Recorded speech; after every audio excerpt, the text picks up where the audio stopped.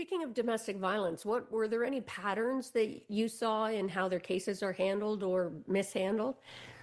Well, I mean, I talk about them actually. A couple of chapters in my book are devoted to some domestic violence cases that I handled, that I was personally involved in. And, what I saw and what we see is a cycle of abuse. And unfortunately, I have a very detailed chapter in the book about, the name of the chapter is Burning Love. And it was about a husband who threatened to light his wife on fire.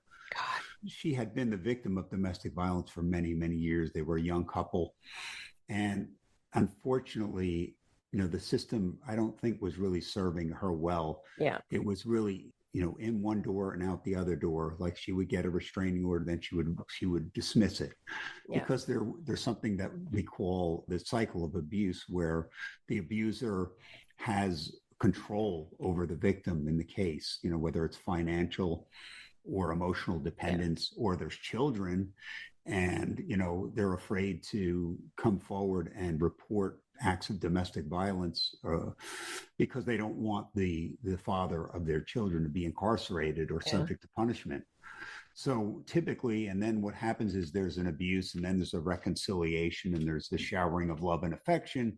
Yeah. So it becomes very confusing. So it's almost like an emotional, roller coaster and that's what happened in this particular case. The young woman had gotten several restraining orders for physical violence in the past, but they had two young children, and she was afraid to come forward and to really pursue what's called a final restraining order. There were temporary orders issued, but never finalized. Every time it became an opportunity to finalize it, she would dismiss the restraining order just to reunify the family, bring everybody back together, just to be subject to more domestic abuse. Tragic. Yeah. And that